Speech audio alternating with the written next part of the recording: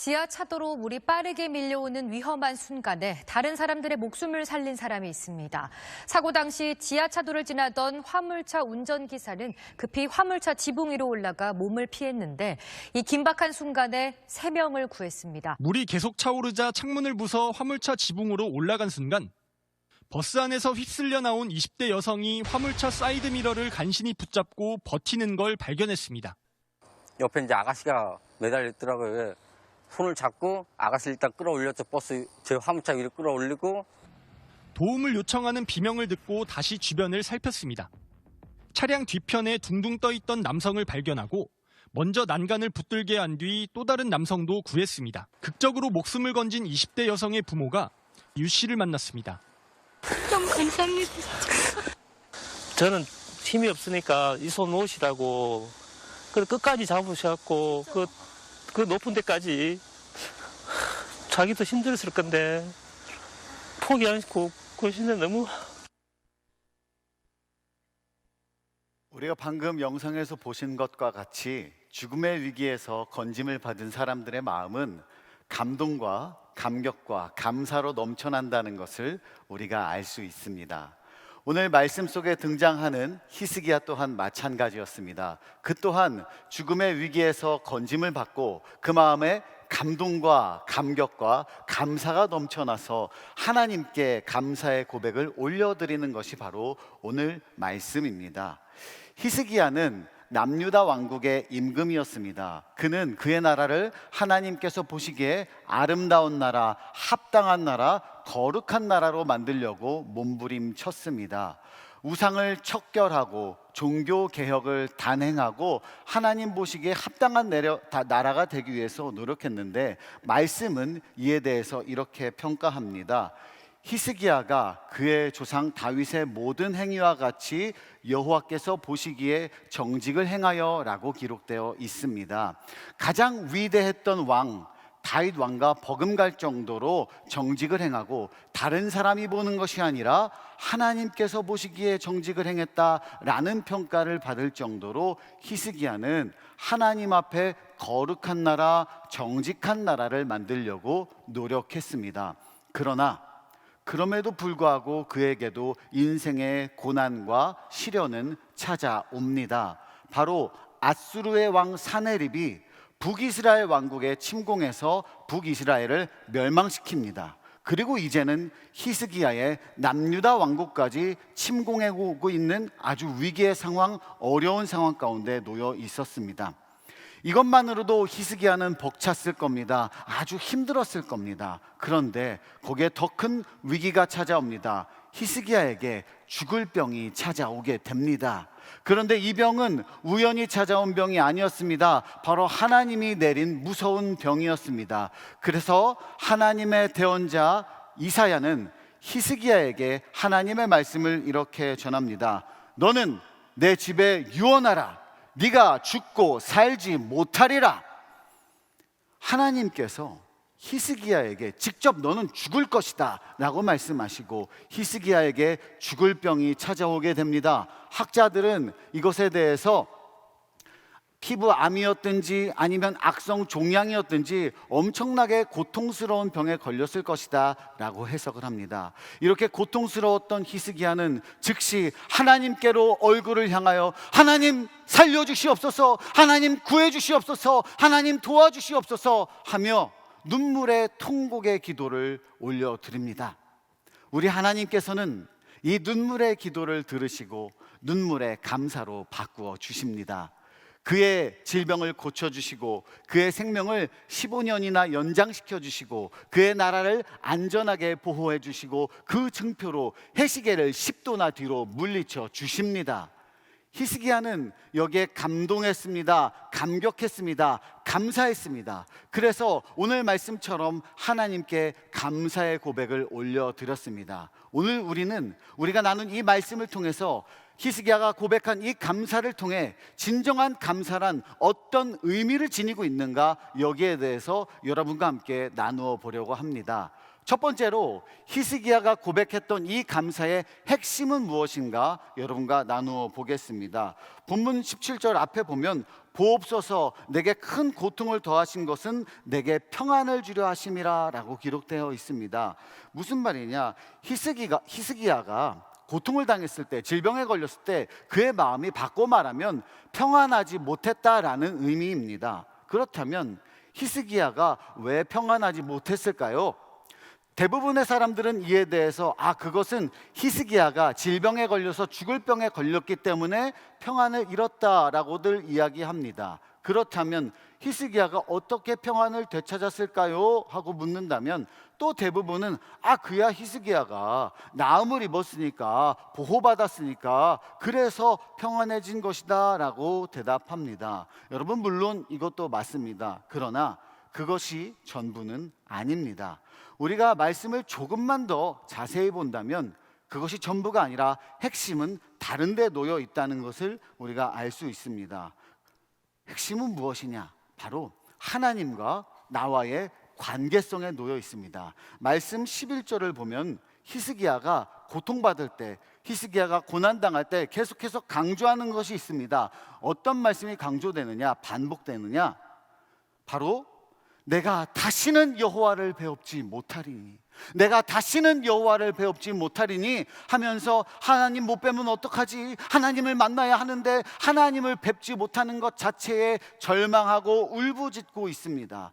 말씀 그 어디에도 히스기야가 내가 여기 종양이 생겨서, 여기 종기가 생겨서, 여기가 쓰라리고 이렇게 아프다, 이렇게 고통스럽다, 나라가 이렇게 위기에 처하니 내가 너무나도 스트레스 받는다, 이렇게 말하지 않습니다. 사실 우리가 생각해 보면 일단 병고침 받고 나음을 입고 나라 안정시키는 게 그게 우선 아니겠습니까? 그게 우선이 되고 나중에 문제 다 해결되면 그때 가서 하나님 제가 이제야 뵙습니다, 하나님 죄송합니다, 이렇게 관계를 회복하면 될 것인데, 말씀 속에 히스기야는 무엇보다도 먼저 하나님 뵙기를 간절히 간구하고 사모하고 탄식하며 기도합니다. 하나님께서는 그의 기도를 들어주십니다. 응답해 주십니다. 몸이 깨끗이 나음을 입습니다. 이 나음을 입은 히스기야 감격합니다. 감사합니다. 그러면서 내가 어떻게 병에서 나았을까? 거기에 대해서 생각해 봅니다. 히스기야는 나름대로의 답을 내리고 응답받았다 생각하는데요, 17절에 그 비결이 나와 있습니다. 뭐라고 나와 있느냐? 주께서 내 영혼을 사랑하사, 주께서 내 영혼을 사랑하사라고 기록되어 있습니다. 여러분, 하나님의 존재성을 우리가 다루어 본다면 하나님은 어떤 존재이십니까? 아주 간단합니다. 하나님은 뭐뭐시라? 하나님은 사랑이시라. God is love. 하나님은 사랑 그 자체입니다. 사랑으로 똘똘 뭉쳐 있는 분입니다. 그런데 하나님과의 그 관계성이 단절된다면 내 안에 하나님의 사랑이 없다는 것이고, 하나님의 사랑이 없다는 것은 하나님의 사랑으로부터 우리가 누릴 수 있는 그 모든 은혜로부터 단절된다는 의미입니다. 그런데 히스기야가 기도에 응답받고 치료받았을 때 깨달은 것, 하나님이 나를 사랑하셨어, 하나님의 사랑이 내 안에 있어, 하나님이 나를 잊지 않으셨구나, 여기에 감격하고 감사했습니다. 하나님의 사랑이 내 안에 있다는 것을 깨달은 히스기야, 그 사랑으로 내가 궁극적으로 무엇을 얻었는가? 질병에서의 나음보다도, 기적보다도 더 큰 것을 얻었다는 것을 깨닫습니다. 말씀을 통해서 계속해서 고백하는 것은 멸망의 구덩이에서 건지셨고 내 모든 죄를 주의 등 뒤에 던지셨나이다 고백합니다. 히스기야가 고백한 것, 우리는 알 수 없지만 나와 하나님 사이에 가로막고 있던 그 죄의 문제 해결받았다. 이제 내가 용서받았어. 하나님의 사랑으로 내 죄 용서받았어. 내 죄 해결받았어. 나는 구원받았어. 여기에 히스기야는 감격하고 감동하고 감사를 올려드렸습니다. 사랑하는 성도 여러분, 우리도 마찬가지 아니겠습니까? 우리도 구원받지 않았습니까? 이것만으로 가장 큰 감사의 제목을 지닌 사람들 아니겠습니까? 여러분, 하나님께 얼마나 감사합니까? 내가 자격이 있습니까? 내가 덕행이 있습니까? 선행이 있습니까? 무조건적으로 하나님은 나를 사랑한다 말씀하십니다. 소중하다 말씀하십니다. 예수님의 은혜를 생각해 보세요. 도대체 내가 누구이간데 내가 무엇이간데 예수 그리스도 십자가 보혈의 은혜로 내 죄를 감당하여 주셨습니다. 성령님은 내 안에 계십니다. 내가 기도할 때마다 함께 하십니다. 내 인생에 어려운 문제가 찾아왔을 때마다 하나님과 의논하면 그분은 보혜사가 되셔서, 상담자가 되셔서, 내 인생의 발걸음을 인도하는 자가 되셔서 여기까지 내 발걸음을 인도하셨다. 이것 하나만으로 우리는 감사의 큰 제목을 지닌 사람들입니다. 이것이 바로 히스기야가 고백했던 그 감사의 핵심이었습니다. 내 안에 하나님의 사랑이 있다. 나는 죄의 문제 해결받았다. 나는 구원받았다. 여기에 대해서 히스기야는 감격하고 감사했습니다. 자, 그렇다면 이 큰 감사의 제목을 지닌 히스기야는 그 감사하는 사람들의 존재성이란 무엇인가에 대해서 다루고 있습니다. 우리는 두 번째로 감사하는 사람들의 존재성에 대해서 다루어 보겠습니다. 먼저 18절에 감사하지 못하는 사람들의 존재성에 대해서 나와 있습니다. 이렇게 나와 있지요. 스올이 주께 감사하지 못하며 사망이 주께 찬양하지 못하며 구덩이에 들어간 자가 주의 신실을 바라지 못하되. 스올, 사망, 구덩이는 무덤입니다. 다 무슨 말입니까? 감사하지 못하는 것과 죽음을 연관시키고 있습니다. 무슨 의미냐? 감사하지 못한다는 것은 죽은 것과도 같다. 그렇다면 19절에 뭐라고 나와 있습니까? 오직 산자, 곧 산자는 오늘 내가 하는 것과 같이 주께 감사하며, 오직 산자, 곧 산자, the living, 살아있는 자만이 감사할 수 있다라고 강조하고 있습니다. 무슨 말이냐? 죽은 자의 믿음은 감사할 수 없지만 산자의 믿음은 하나님의 은혜에 감격할 줄 안다, 감동할 줄 안다, 감사할 줄 안다, 이런 의미입니다. 사랑하는 성도 여러분, 여러분들의 믿음은 살아있는 믿음입니까? 죽어있는 믿음입니까? 우리의 믿음이 살아있는지 죽어있는지를 판단하기 위해서는 그 척도는 내가 얼마나 오래 믿었는가, 나의 직분이 무엇인가, 내 직책이 무엇인가, 얼마나 중요한 일을 맡았는가, 성경을 얼마나 오래 읽었는가, 성경을 얼마나 많이 알고 있는가, 거기에 있기보다는 내가 진정으로 지금 하나님의 은혜에 감격하고 있는가, 감사하고 있는가, 여기에 달려 있습니다. 우리가 살기 위해서는 감사해야 합니다. 일본의 우찌무라 간조는 하나님께서 인간을 저주하실 때에 질병과 고통과 실패와 고난으로 저주하시지 않았다. 다만 그에게서 감사를 빼앗았다라고 이야기합니다. 우리가 살기 위해서는 감사해야 합니다. 우리가 공동체를 살리려면 내가 먼저 감사해야 합니다. 하는 일이 커질수록 감사해야 합니다. 나는 도무지 감사할 것이 없다. 감사할 것이 없는 것이 아니라 내 안에 살아있는 믿음이 없다는 것입니다. 오늘 말씀과 같이 살아있는 믿음으로 감사의 영성을 회복하시기를 부탁합니다. 한 10년 전쯤의 일이었을까요? 제가 교육전도사 시절의 이야기입니다. 제가 그때 사역하던 그 교회의 담임 목사님은 세미나 배우러 다니는 것을 굉장히 좋아하셨습니다. 그런데 절대로 혼자 다니지 않으셨습니다. 부목사님들만 데리고 다니는 것이 아니라 교육전도사님들까지 전부 데리러 다니는 것을 굉장히 좋아하셨습니다. 제가 진짜 좋아했겠죠. 어느 날이었습니다. 목사님께서 세미나를 갈 곳이 있다고 하셔서 배우러 갔습니다. 그런데 사실 제가 설교를 준비하면서 아무리 기억해봐도 뭘 배웠는지 기억이 하나도 나지 않습니다. 하나도 나지가 않아요. 그런데 그때 있었던 일이 잊혀지지가 않습니다. 세미나를 배우고서 돌아오는 길이었습니다. 목사님께서 우리가 들릴 곳이 한 군데 더 있다 말씀을 하시는 거예요. 그래서 제가 이제 세미나 열심히 배웠으니까 맛집으로 가겠구나 하고 기대했습니다. 맛있는 거 먹겠지 하고 기대를 하고 어느 상가로 가는 거예요. 여기 무슨 식당이 있지 했는데 예감이 갑자기 불길해지는 거였어요. 점점 계단을 오르는데 식당 있을 층이 아닙니다. 올라갔는데 가보니까 아주 허름한 개척교회가 있는 거예요. 개척교회로 우리를 데리고 들어가셨습니다. 그런데 그 교회에서 하는 사역이 정말로 독특했습니다. 그 목사님께서 탈북자 사모님과 만나서 결혼을 하셨고 탈북자 사역도 하고 계시다고 하는 거였습니다.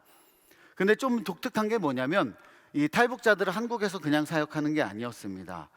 탈북자들을 한국으로 데려오시는 사역을 하는데 북한에서 바로 탈북을 시키지는 못한다고 합니다. 그게 굉장히 어렵고 돈도 많이 들고 위험도 크고 리스크가 크기 때문에 북한에서 탈북을 시키는 것은 못하지만 이미 중국 땅 안에 탈북해 계신 분들이 굉장히 많대요. 그래서 그분들을 한국으로 데려오는데 이분들을 훈련시켜서 데려와야 한다고 합니다. 그냥 데려오게 된다면, 그냥 한국으로 오면 이분들이 쉽게 이단에 빠져버린다든지 신앙을 잃어버린다든지 사회에 적응을 못한다든지 어려움을 겪기 때문에 중국 내에서 신앙적으로 철저히 훈련시킨 다음에 한국으로 데려오는 사역을 하고 있다라고 말씀을 하셨습니다. 여기까지 끄덕끄덕 듣는데 옆에 있는 부목사님이 쓸데없는 질문을 하는 거예요. 뭐라고 했냐면, 그럼 그 한 명 데려오는데 얼마가 듭니까? 하는 거예요. 듣지 말아야 할 걸 들었어요, 제가. 목사님께서 몇백만 원이 듭니다 말씀을 하시는 거예요. 제가요, 목사의 아들이고 대학교 2학년 때부터 교회 전도사 사역을 시작하다 보니까 교회에서 여기 도움이 필요하다, 저기 도움이 필요하다, 이런데 뭐가 필요하다, 이런 이야기 수도 없이 많이 듣습니다. 그러다 보면은 그거 다 해주면은 아무것도 할 수가 없습니다. 그러니까 그런 이야기를 들어도 귀하다 생각만 들지 마음이 잘 움직이지 않고 마치 죽어있는 나무처럼 고목처럼 아무렇지도 않습니다. 그런데 그날은 좀 달랐습니다. 제가 이렇게 교회로 이렇게 돌아오는 길에 한 40분 되는 거리인데 하나님이 자꾸 제 마음을 흔드는 거예요. 민구야 일어나야지. 깨우는 것 같았어요. 깨우면서 야, 너 그거 해야지. 하나님 저한테 자꾸 그러시는 거예요. 제가 하나님 안 돼요. 저 못해요. 말씀했습니다. 하나님 아시잖아요. 제가요 그 돈 그거 탈북자 사역에다가 바치면 저 아무것도 안 남습니다. 그거 전 재산이에요. 전 재산. 저 못합니다. 그런데 민구야, 너 여태까지 얻은 게 많잖아. 너 감사해야지. 왜 감사하지 못하고 없다 그래? 말씀을 하시는 거예요. 제 마음이 그게 견딜 수가 없어서 집으로 달려가서 바로 아버지께 갔습니다. 아버지 얼마 있으세요? 여러분 저 그렇게 보면 안 됩니다. 제 아버지한테 돈 뺏는 그런 사람 아니에요. 아버지 이용해서 막 선행하고 그런 사람 아닌데요. 왜 그랬냐면은 잘 들어보세요. 이유가 있어요. 자, 제가 은행으로 가다가 교통사고가 날 수도 있고 또 뭐 ATM이 안 될 수도 있고 또 은행이 뭐 불상사가 생겨서 문을 안 열 수도 있잖아요. 그러면 돈을 못 뽑아. 그럼 하나님 뜻인가 보다 이럴 수 있잖아요. 가다가 마음이 변할 수도 있고 그렇기 때문에 얼른 아버지한테 현금 있는 거 그 액수 맞춰서 다 달라고 한 다음에 바로 송금해 드렸습니다. 송금해 드렸어요. 송금해 드리고 제가 교회로 바로 달려갔습니다. 교회 달려가서 담임 목사님 문을 똑똑똑 두들겼어요. 누구세요? 저 서민구 전도사입니다. 그때 전도사니까 그렇게 얘기했죠. 들어오세요 했어요. 제가 그때 좀 의기양양했습니다. 물어본 목사님도 안 하지만 나는 한다 이런 마음으로 딱 들어갔어요. 들어가서 목사님한테 딱 바로 목사님 여기 탈북자 하는데 탈북자 말을 했는데 그 이후로 말을 잊지 못하겠는 거예요. 제 눈에서 뜨거운 눈물이 제 뺨을 적시고 제 심장을 마구 두들기는 것 같았습니다. 눈물이 멈추지 않았어요. 말을 잊지 못하겠는 거예요. 그때 저도 울고 담임 목사님도 울었습니다. 그때 느꼈습니다. 진짜 감사합니다. 하나님 감사합니다. 이 청년의 때에 내 가진 모든 것을 하나님께 바칠 수 있게 해주심에 감사합니다. 감사밖에 나오지 않았습니다. 생명을 살릴 수 있음에 감사, 내가 하나님께 드릴 수 있음에 감사, 이곳까지 하나님 내 마음을 움직여 주시고 나를 살려주심에 감사했습니다. 지금도 기억해 보면 그 기억은 내 모든 것 다 드렸지만 모든 것을 얻었다는 감사뿐입니다. 사랑하는 성도 여러분, 우리에게 감사의 영성이 있을 때 우리의 인생이 풍성해집니다. 우리 인생이 살아나게 됩니다. 우리의 믿음이 살아나게 됩니다. 바라건대 우리 교인들 모두 산자의 영성으로 감사 충만, 은혜 충만, 생명을 살리는 성도 여러분들 될 수 있기를 소망합니다. 자, 그러면 세 번째로 감사하는 사람의 존재성을 지닌 사람들은 어떻게 구체적으로 살아야 하는가? 그 삶의 구체적인 모양에 대해서 나누어 보도록 하겠습니다. 19절에 이렇게 계속해서 기록되죠. 주의 신실을 아버지가 그의 자녀에게 알게 하리이다. 매우 중요한 말씀입니다. 감사하는데 이 감사를 나만 혼자 알고 있는 것이 아니라 자녀에게 알게 하라고 분명히 말씀에는 기록되어 있습니다. 감사하는 것도 배워야 합니다. 가르쳐야 합니다.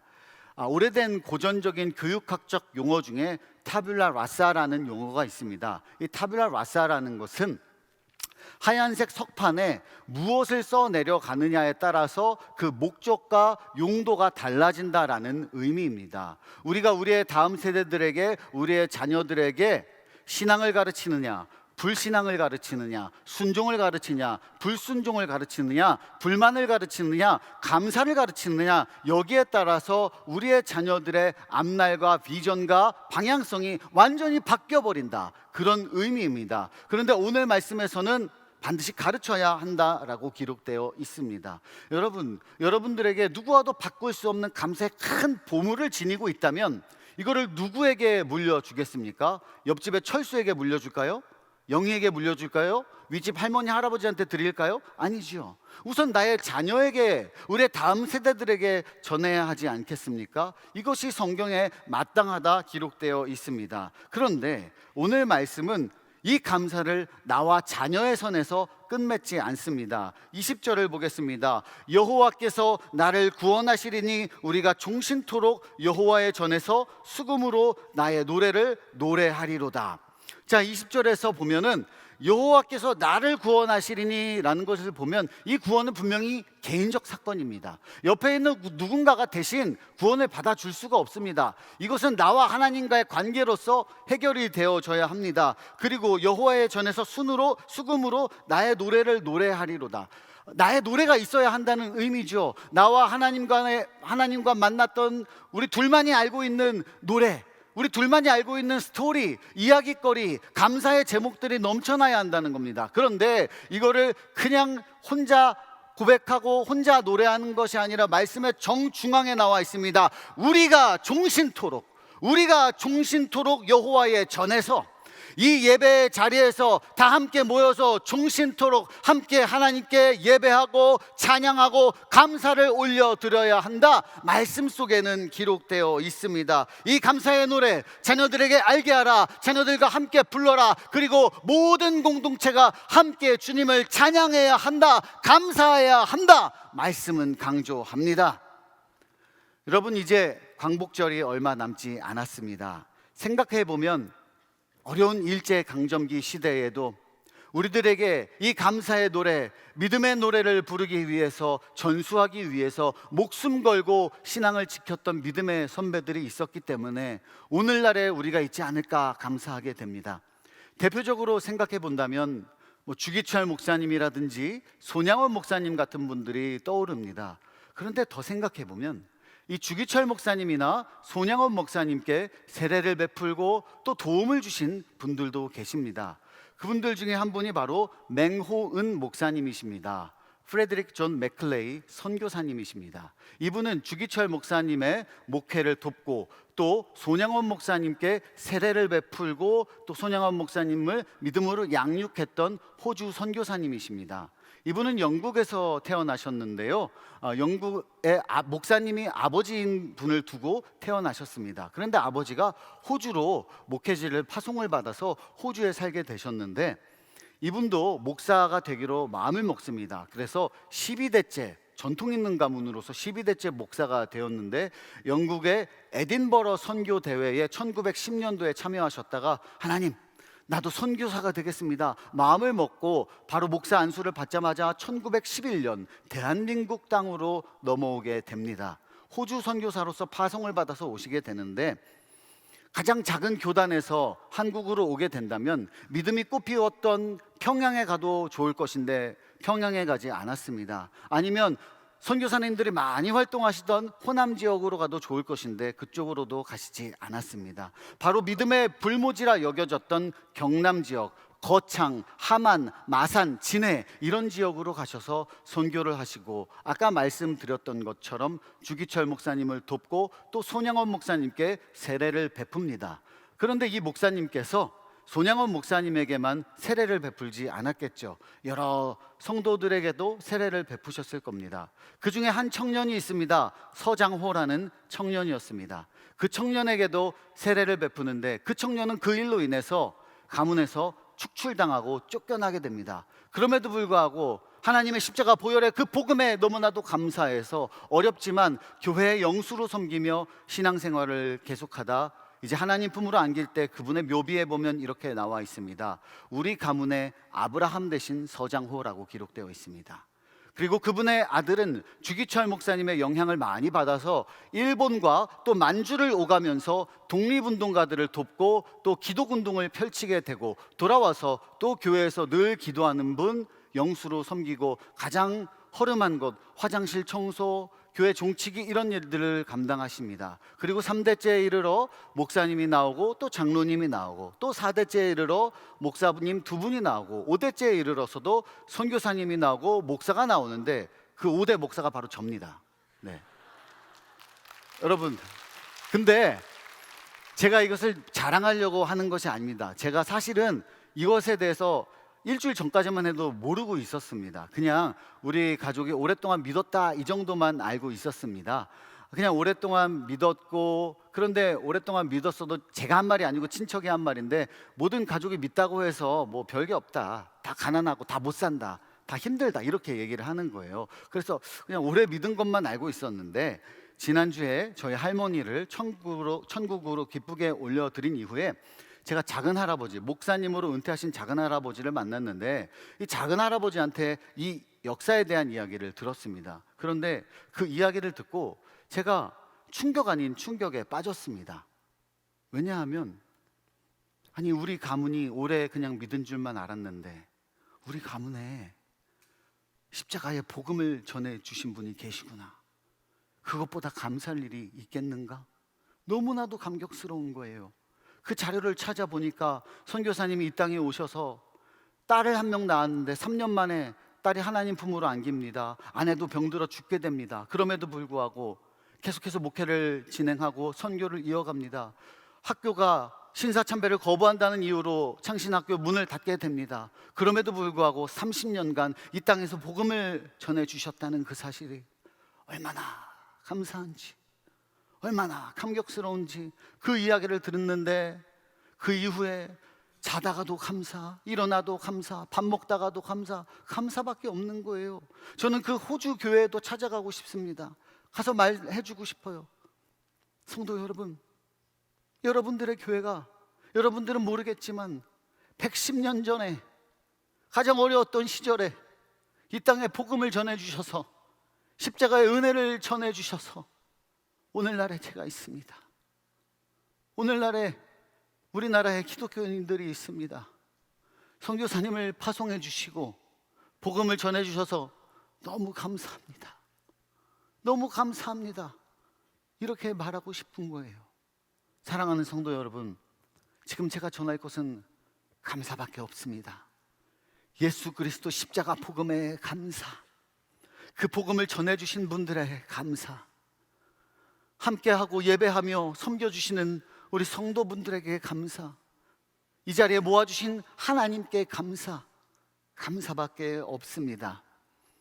우리가 이 땅에서 감사할 때 하나님은 하늘의 것을 주십니다.